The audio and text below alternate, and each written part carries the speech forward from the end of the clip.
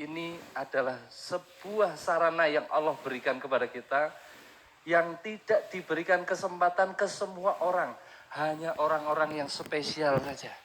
Yang saya sampaikan itu seperti sampaikan Mas Agung tadi adalah bagian software. Bagaimana orang yang menggerakkan masjid, orang yang mau memakmurkan masjid itu butuh kompetensi. Paling tidak kita memahami 3 hal. Konsekuensi kita terhadap masjid. Yang pertama, masjid itu adalah tanah keridhaan. Allah turunkan jawaban atas solusi-solusi permasalahan kita. Di mana? Di tempat yang terbaik. Mana tempat terbaik di dunia ini? Selain masjid. Allah turunkan rahmatnya di masjid. Sampai Allah katakan, semua masjid ini adalah milik Allah. Bukan milik yang bangun. Bukan milik yang wakaf. Bukan milik Allah. Allah sampaikan.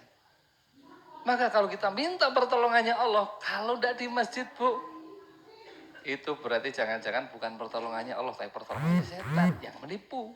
Akhirnya kita seakan-akan itu kita ditolong Allah, ternyata itu semakin menjauhkan kita dari Allah. Maka tugas kita, karena ini adalah keridhaan, kita siapkan iman. Ngurus masjid tidak bisa dengan panggilan harta, Bapak Ibu. Ngurus masjid itu pasti harus berkorban. Ngurus masjid itu nek ngeluarin duit, ya mesti. Ngurus duit nek habis waktunya, ya mesti. Ngurus duit nek kehilangan bersama dengan keluarga, ya itu sebuah keniscayaan. Karena kalau ngurus masjid kita harus sudah menjadi orang yang zuhud. Zuhud bukan berarti tidak butuh harta, Bapak Ibu. Tapi kepentingan Allah dan Rasulnya itu di atas kepentingan apapun buat kita. Maka terus kita harus meyakini, kita ngurus masjid harus dengan panggilan iman.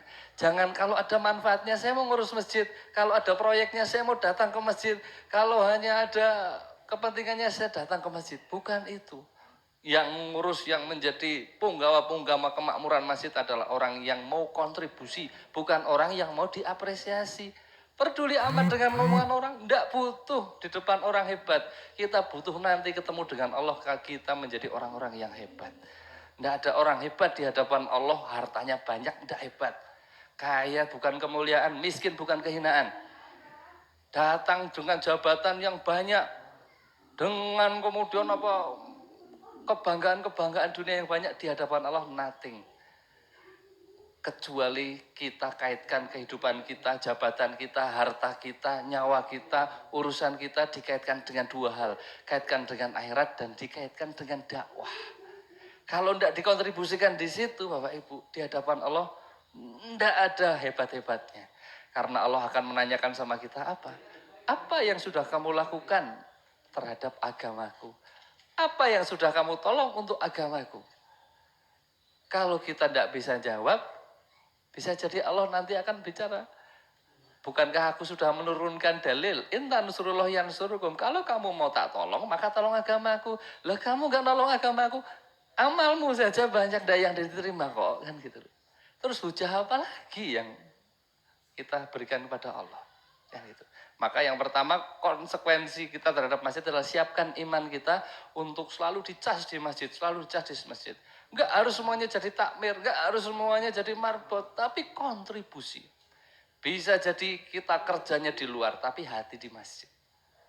Bisa jadi kita itu sibuk di luar, hartanya dikeluarkan, kontribusikan untuk masjid. Itu baru smart, kan gitu.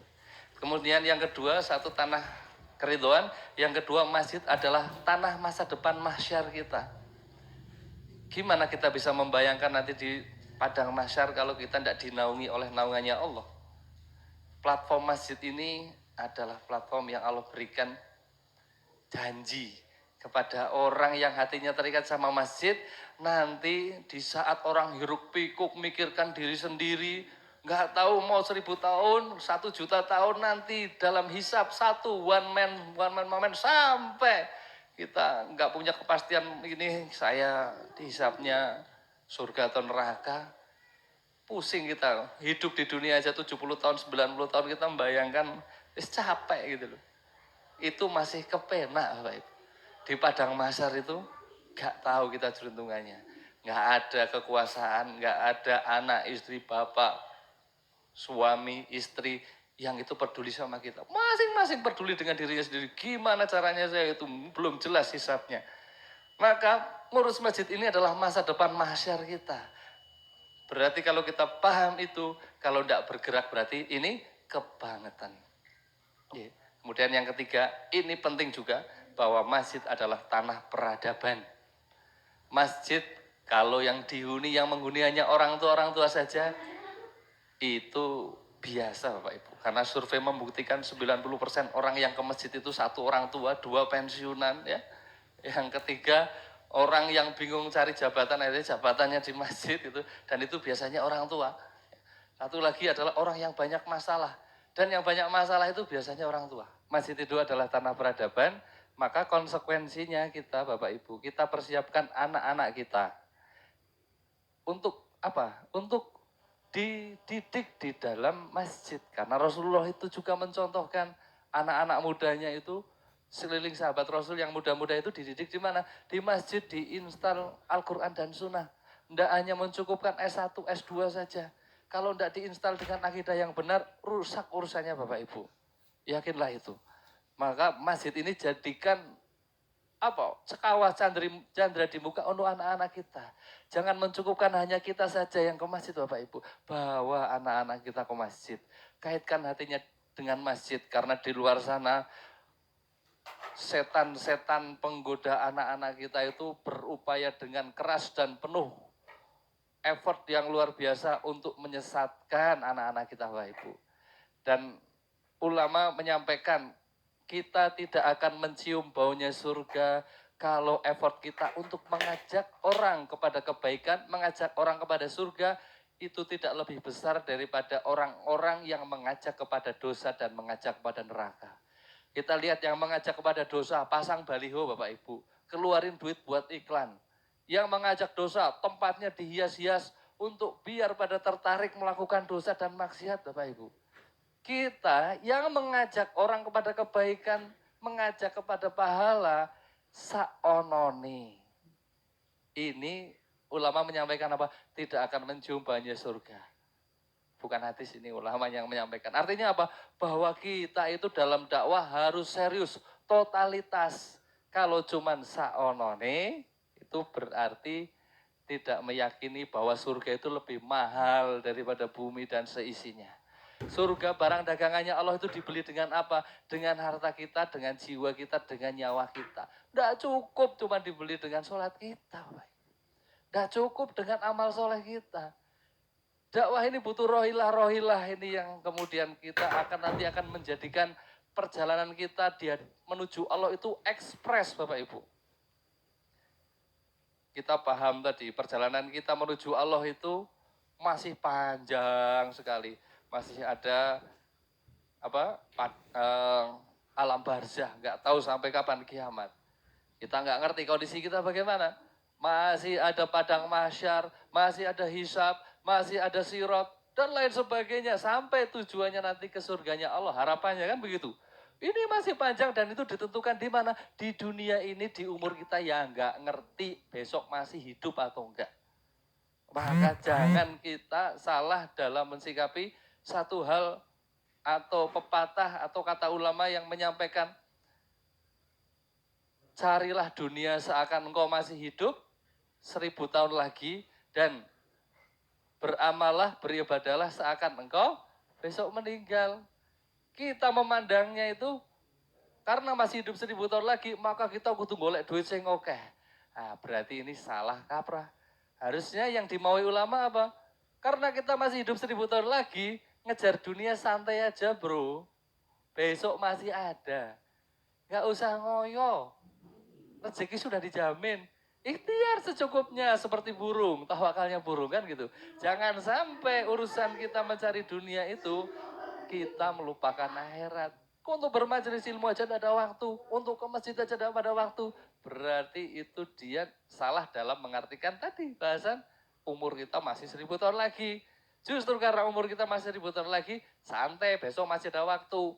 Tapi kalau kita dalam untuk urusan mencari amal ibadah, seperti sekarang atau nanti pun kita akan mati, kan begitu. Sehingga tidak kita biarkan sedetik pun urusan kita bahkan mencari dunia ini kecuali dengan rasa akhirat. Jangan pisahkan kehidupan kita dengan ibadah. Jadikan pasti amal kita dalam mencari duit pun bagian dari ibadah. Ngurusi keluarga bagian dari ibadah. Ngurusi kerjaan bagian dari ibadah. Itu baru kita artinya paham apa yang dimaui oleh Allah dan Rasulnya. Bukankah Allah menyampaikan, tidaklah aku ciptakan jin dan manusia kecuali untuk beribadah. Bukan beribadah juga harus di masjid terus, enggak. Tapi hati kita selalu terikat dengan Allah, hati kita selalu ridho dengan apa yang Allah tentukan untuk kita. Ridho dengan qadhonya Allah, dengan tentuannya Allah, enak maupun enggak enak kita harus ridho. Yang kedua adalah ridho untuk diatur dengan aturan-aturannya Allah. Di masjid diatur dengan Allah, aturannya Allah. Di luar dalam bisnis semuanya harus ngikut aturannya Allah. Itu artinya baru bisa disebut kita ridho kepada Allah Subhanahu wa taala, biar kita bisa seperti sahabat yang digelari radhiyallahu anhu wa radu'an. Allah ridho kepada mereka karena mereka ridho dengan Allah. Maka tugas kita ridho terhadap apapun yang menjadi qadhonya Allah, yaitu takdirnya dan aturan-aturannya Allah. Dan itulah jalan kita satu-satunya untuk kita ekspres nanti ketemu dengan Allah. Di saat yang lain nanti, wow gini dan sebagainya, kita lewat sirat dengan cepat. Kan harapan kita. Maunya kita masuk surga tanpa hisab. Itu harus jadi tujuan kita. Dan platform masjid ini menyediakan Bapak Ibu. Inilah jihad fisabilillah kita saat ini. Maka kalau kita tidak bergegas itu, ya berarti kita tidak paham. Seperti kata ulama yang tadinya preman, Fudail bin Iyad ya. Dia mengatakan bahwa umur itu adalah rihlah ilallah, perjalanan menuju Allah.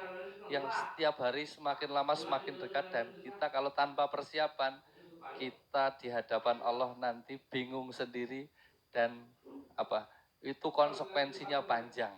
Kalau kita tidak meleburkan dosa ini di dunia, maka konsekuensinya harus dicuci dulu di neraka. Kan kita tidak ingin kan itu. Mana mampu kita satu detik aja di neraka, tidak mampu. Maka jangan cita-citakan hidup kita muda kaya raya, tua foya-foya, mati masuk surga. Nah, itu udah ada ceritanya. Maka kalau baik kaya mau miskin, mau kecil, mau tua, kalau dia diinstal pemahaman Islam ini dengan benar, mustahil dia berdiam diri, pasti bergerak. Pasti bergerak. Maka kita lihat sahabat Rasul yang 80 tahun jihad berangkat Bapak Ibu. Dia memang tidak punya kekuatan untuk angkat pedang aja susah. Wes resikonya mati, tapi dia berangkat karena apa? Yakin dengan janjinya Allah. Maka ngurus masjid ini dia harus dengan panggilan iman, yakin dengan apa yang dijanjikan oleh Allah dan Rasulnya. Bisa jadi orang yang di luar sana lebih hebat, lebih kaya, lebih berilmu, lebih berpangkat, namun yakinlah mereka itu tidak istimewa kalau tidak dipanggil untuk ngurus agamanya Allah. Bisa jadi kita tidak kaya, bisa jadi kita banyak masalah, bisa jadi kita tidak punya duit dan sebagainya. Namun tidak menghalangi kita untuk hanya bersandar kepada Allah Subhanahu wa taala. Dan ini adalah ruh kita untuk kemudian kita memahami bahwa inilah kesempatan terbaik dalam hidup kita. Jangan sia-siakan. Allah sudah pilih kita di antara jutaan manusia di luar sana untuk ngurus rumahnya Allah. Maka harus bangga. Ngurus rumahnya presiden aja pada bangga. Ngurus istana negara saja bangga. Ngurus istananya Allah loh. Enggak bangga berarti enggak paham. Maka kita harus cari tahu ilmunya. Ayo bareng-bareng kita bersama-sama dalam menyongsong kemenangan Islam ini dengan apa? Kontribusi sebaik-baiknya. Apapun profesi antum, semuanya dikaitkan dengan dua hal, akhirat dan dakwah dalam memberikan kontribusi terhadap kemenangan agamanya Allah.